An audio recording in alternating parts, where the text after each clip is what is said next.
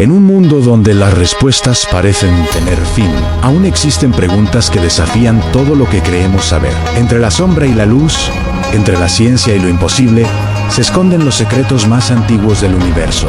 Somos los documentaristas, y nuestra misión es revelar aquello que muchos prefieren mantener oculto. Acompáñanos a explorar los misterios reales, los fenómenos inexplicables y las verdades que rompen las fronteras de la lógica humana. Prepárate para mirar más allá de lo evidente, porque aquí, la curiosidad es la llave, y el asombro nunca termina. Durante miles de años, la humanidad ha mirado hacia el cielo buscando una respuesta que nunca ha tenido forma. La pregunta es tan antigua como la conciencia misma.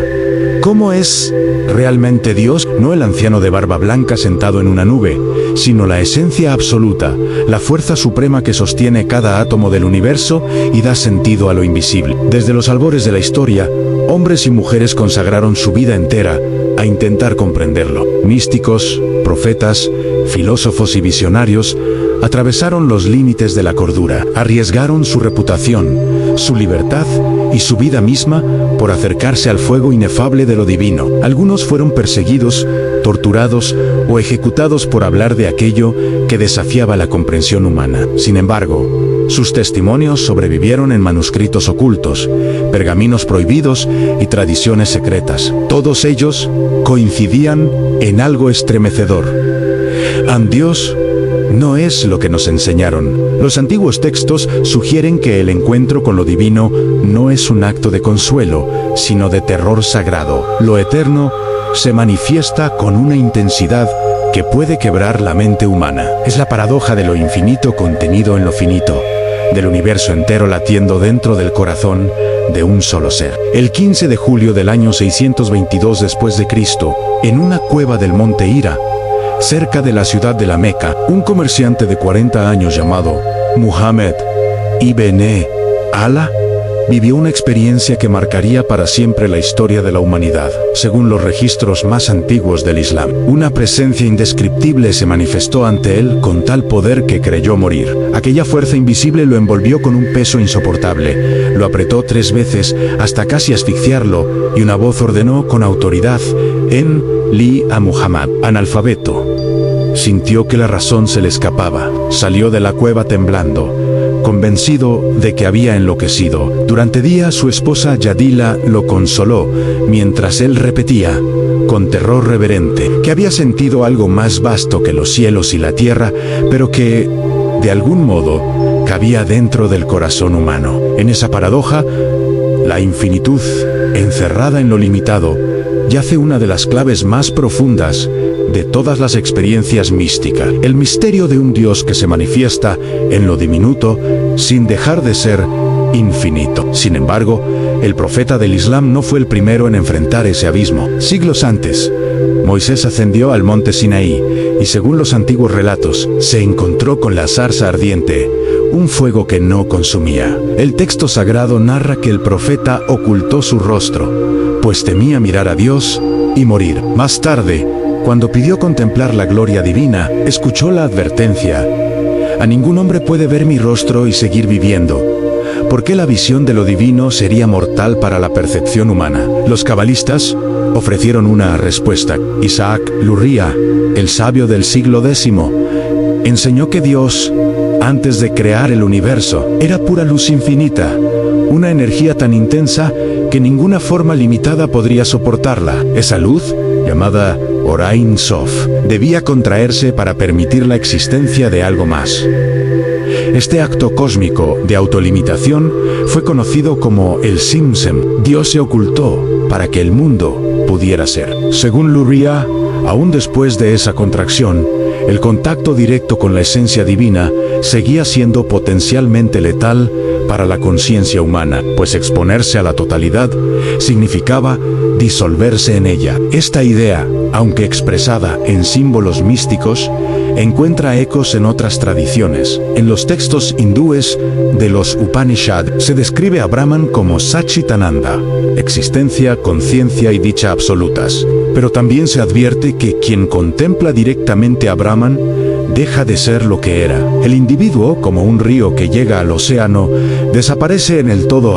La iluminación no es una experiencia, sino una muerte del yo. El mismo patrón aparece en los relatos de otras culturas. La cercanía con lo divino no trae siempre paz, sino una mezcla de éxtasis y terror. El alma humana, limitada, se encuentra de pronto ante una presencia sin límites. La mente se rompe y solo queda el silencio. En el siglo VI a.C., el profeta Ezequiel registró una visión que cambiaría para siempre la forma en que los hombres imaginarían a Dios.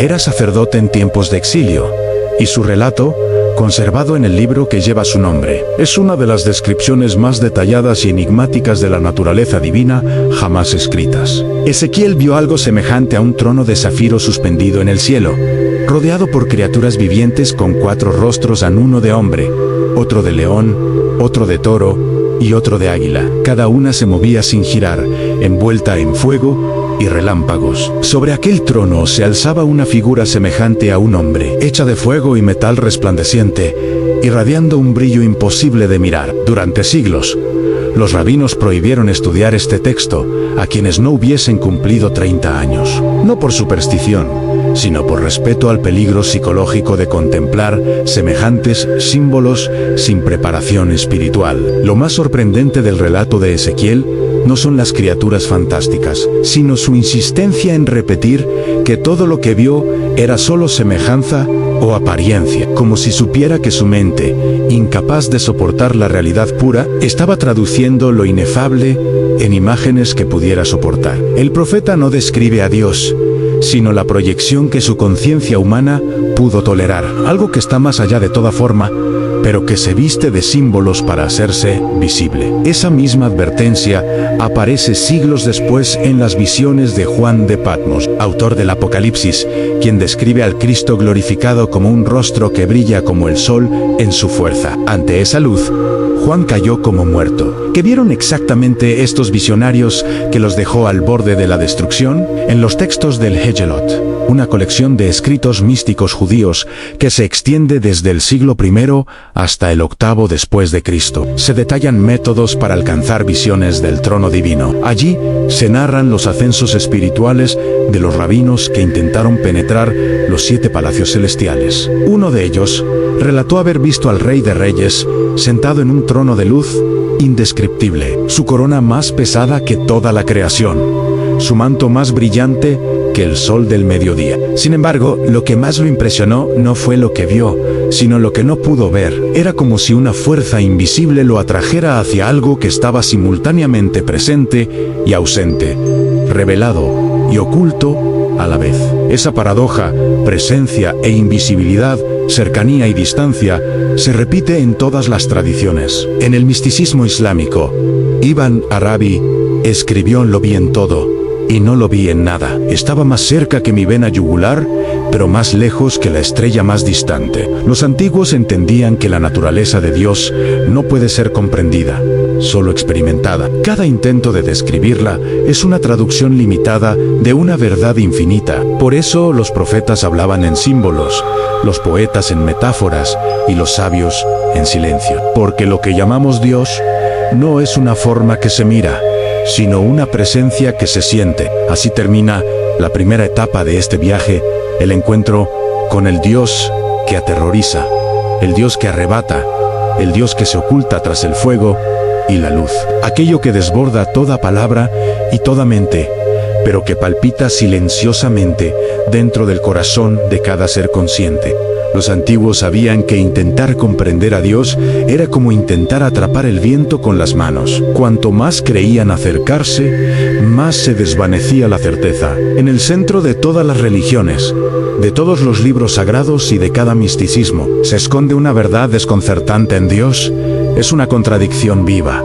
Es luz y tiniebla, es misericordia y justicia, es creación y destrucción. La mente humana, moldeada para entender lo dual, tropieza cuando intenta asimilar lo absoluto. Desde los primeros textos de la humanidad, esta paradoja ha sido expresada con nombres diferentes. En el hinduismo, Shiva es a la vez el destructor y el regenerador. En el taoísmo, el equilibrio del yin y el yang representa la unión inseparable de los opuestos. En el misticismo hebreo, el mismo Dios que abre los mares también desata las plagas. El filósofo griego Heráclito, siglos antes de Cristo, lo intuyó cuando dijo: en el camino hacia arriba y hacia abajo son uno y el mismo. La divinidad no habita en un extremo, sino en la tensión que une todos los opuestos. Y es precisamente esa tensión lo que da existencia al universo. Los cabalistas afirmaban que el mundo fue creado a través de un equilibrio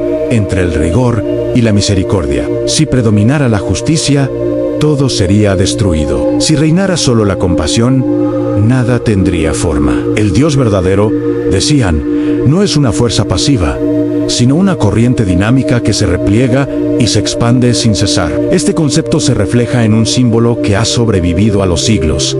El árbol de la vida en sus 10 esferas representan los atributos divinos, los Seferot, y entre ellas fluye una energía que une lo visible con lo invisible. En el punto más alto se encuentra Keter, la corona, la chispa de la voluntad divina. En el más bajo, Maukat, el reino material.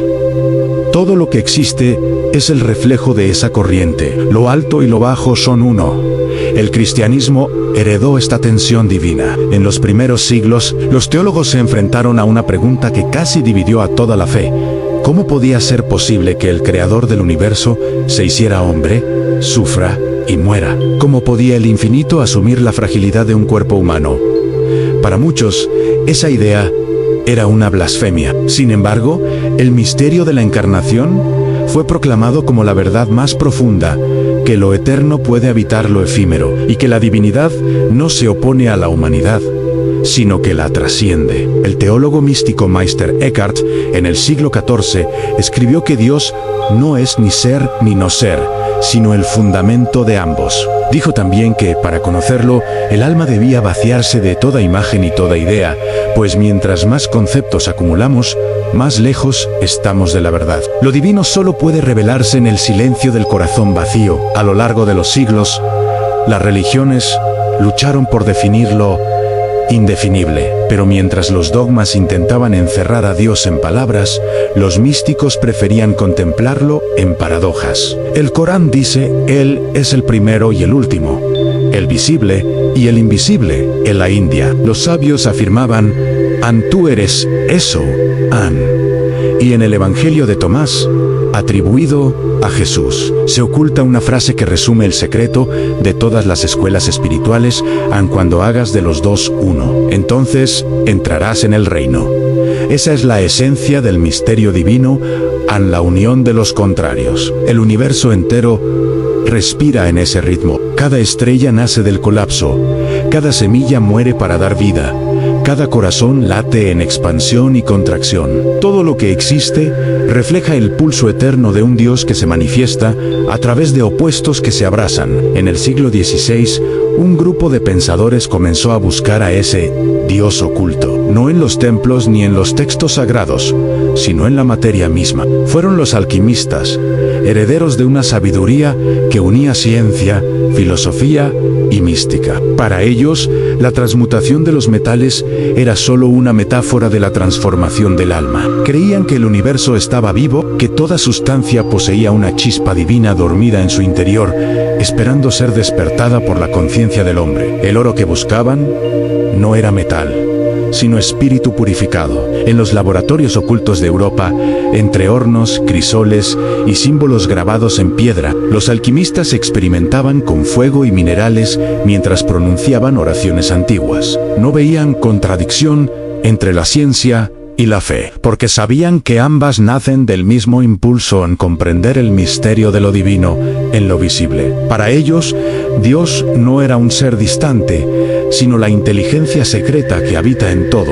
Llamaban a esa fuerza el anima mundi, el alma del mundo. Era la corriente oculta que atraviesa los minerales, las plantas, los astros y los hombres, uniendo todos los niveles de la existencia en un solo tejido vivo. El alquimista suizo Paracelso escribió: el hombre es un cielo en miniatura. Con esto quería decir que todo lo que existe en el cosmos también existe dentro de nosotros. Los planetas, los metales, las fuerzas cósmicas, todo está reflejado en el ser humano. Comprenderse a sí mismo era, por tanto, comprender a Dios. A los alquimistas representaban este principio, con un símbolo fascinante, la serpiente que se devora a sí misma.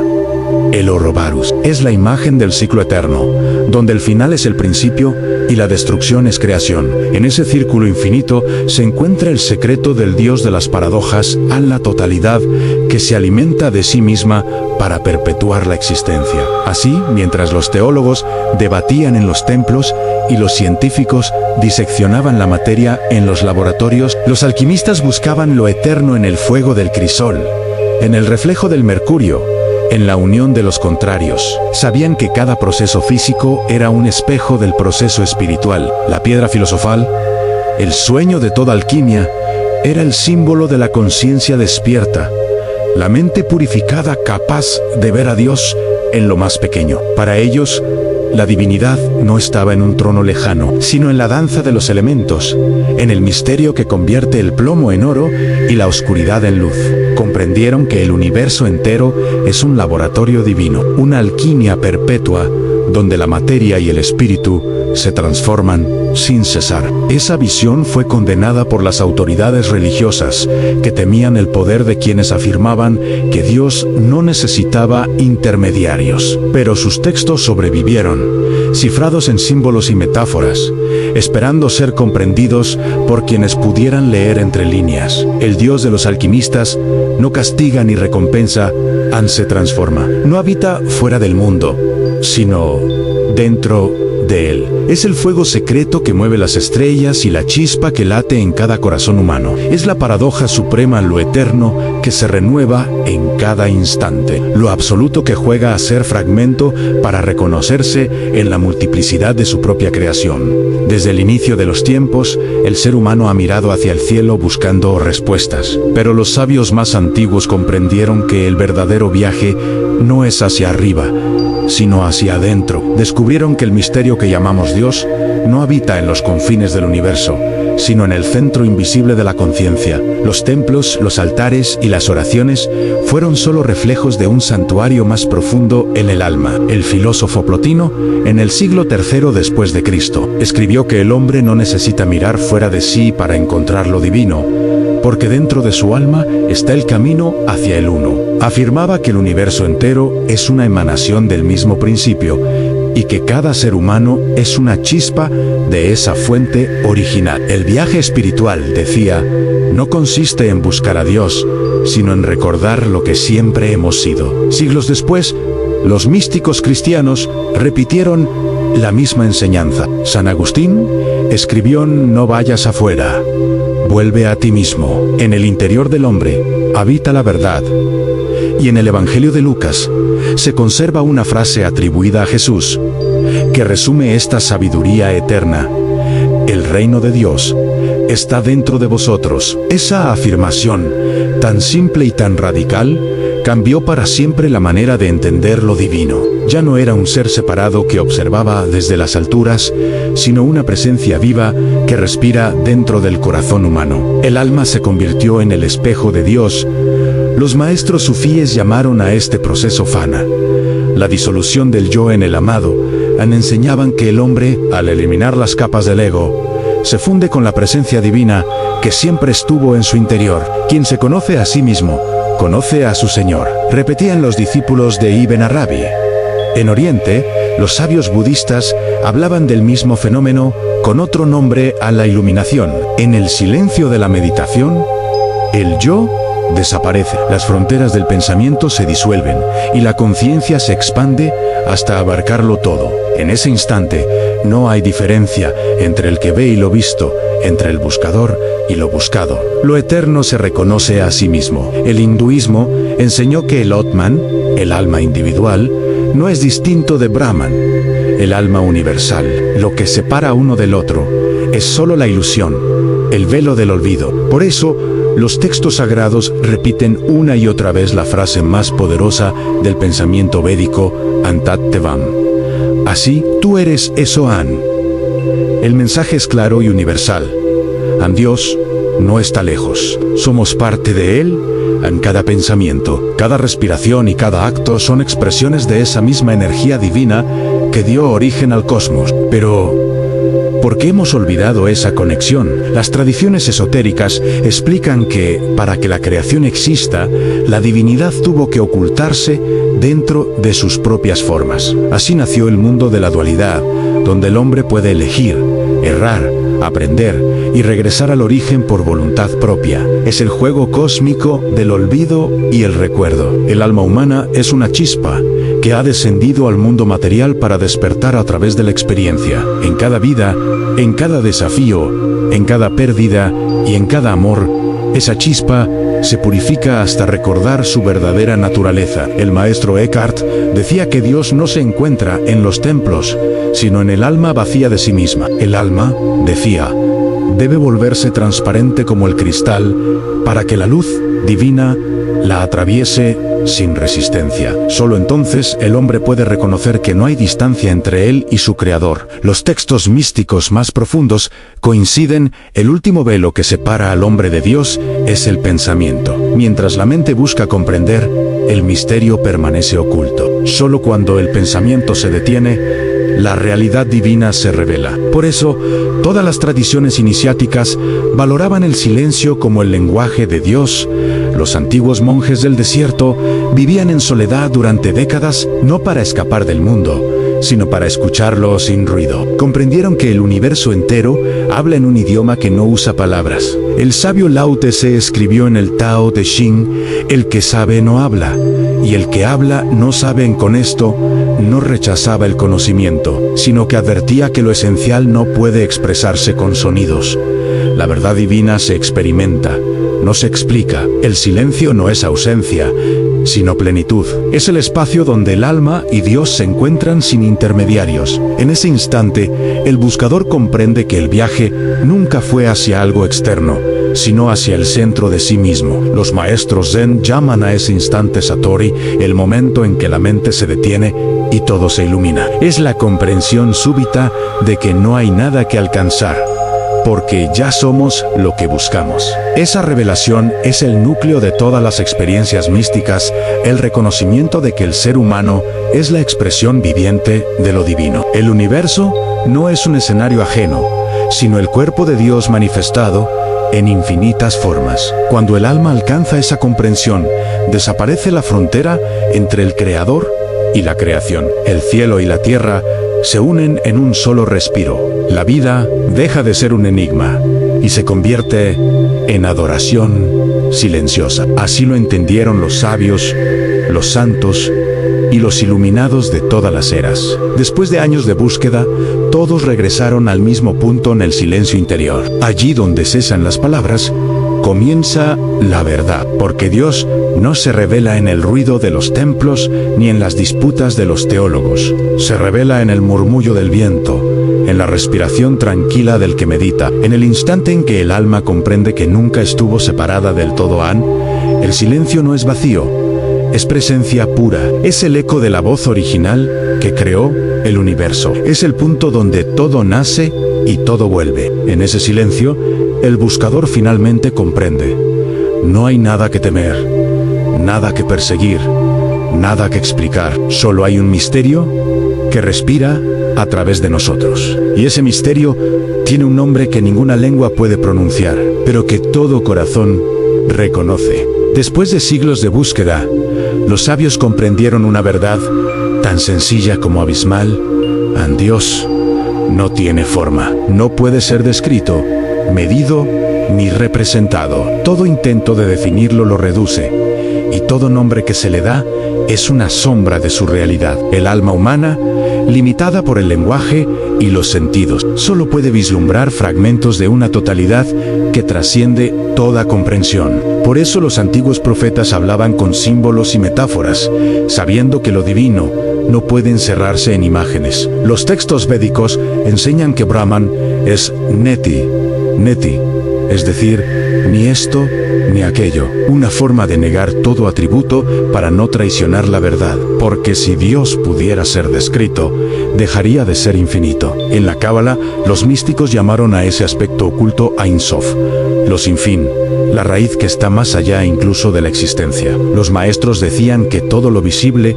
es solo la emanación de una realidad que no puede ser comprendida, solo experimentada en el silencio del alma despierta. En el budismo, esa misma idea se expresa como el vacío, Nayet, no una nada, sino la plenitud que lo contiene todo. Lo absoluto no es algo, ni alguien, es la totalidad del ser, el fundamento invisible de todo lo que existe. Y en los evangelios apócrifos, Jesús enseña que Dios es espíritu y que quienes lo adoran deben hacerlo en espíritu y en verdad, porque no está en un templo, ni en una imagen, ni en un libro, está en todas las cosas, pero ninguna puede contenerlo. Así, el Dios sin forma se revela en las formas que cambian, se manifiesta en el movimiento de las galaxias, en el ciclo de la vida, en la respiración del cosmos. Cada átomo vibra con su presencia, cada sombra y cada rayo de luz son expresiones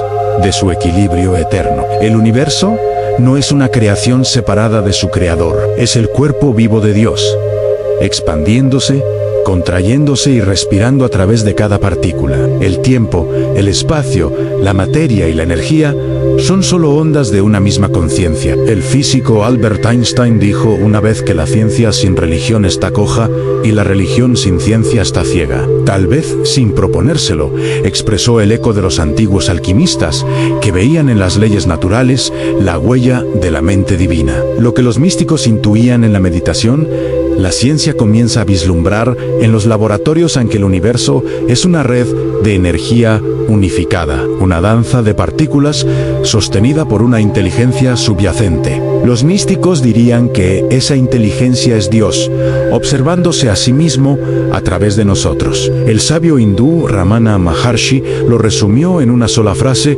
Dios es la conciencia con la que sabes que existes. Esa conciencia no es personal ni individual, es la misma que percibe en cada ser, la corriente eterna que fluye desde el origen del cosmos. Comprender esto no es un acto de fe, sino de percepción. Es ver que todo cuanto existe, desde la estrella más lejana hasta la lágrima que cae, forma parte de una misma melodía infinita. Cuando el alma alcanza esa visión, desaparece el sentido de separación. El buscador ya no distingue entre Dios y el mundo, entre el yo y los otros. Todo se vuelve uno, y en ese instante, el amor deja de ser un sentimiento para convertirse en la estructura misma de la realidad. Porque si todo es uno, todo es amado. Los antiguos textos gnósticos afirmaban que el universo no es una creación casual, sino una manifestación de amor. El acto de existir es el eco de un deseo divino de conocerse a sí mismo. Dios se contempla a través de sus criaturas,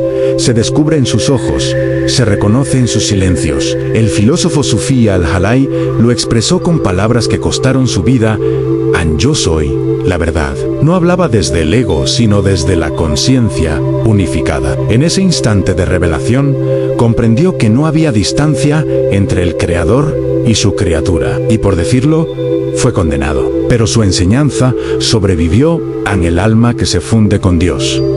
Deja de decir yo, porque solo queda Él. En todas las tradiciones, quienes alcanzaron ese estado describieron la misma experiencia con diferentes nombres: iluminación, unión mística, gnosis, nirvana. En todas, el resultado es el mismo: la disolución del yo y la expansión en lo eterno. En el silencio posterior, no queda religión, ni dogma, ni frontera, solo un océano sin nombre. Esa es la verdad que los sabios custodiaron con tanto celo, que Dios no se encuentra al final del camino, porque Él es el camino mismo. Cada respiración, cada pensamiento, cada vida y cada muerte son pasos de ese viaje eterno que no lleva a ninguna parte, porque el destino está en el origen. El alma humana no necesita alcanzar a Dios, solo necesita recordar que nunca se separó de Él. El universo entero es una plegaria pronunciada en la lengua del silencio. Cada galaxia, cada hoja, cada corazón que late, es una sílaba de ese verbo infinito que llamamos existencia. Cuando todo calla, cuando el pensamiento se disuelve y el alma descansa en su centro, la verdad se revela sin esfuerzo. Dios no está fuera ni dentro, porque no hay fuera ni dentro. Es el todo y el vacío, el alfa y el omega, el principio y el fin. El misterio eterno no puede ser explicado, solo contemplado. Y en esa contemplación silenciosa, el buscador comprende lo que las palabras nunca pudieron decir. No es algo que se encuentra, Dios es lo que somos cuando dejamos de buscar.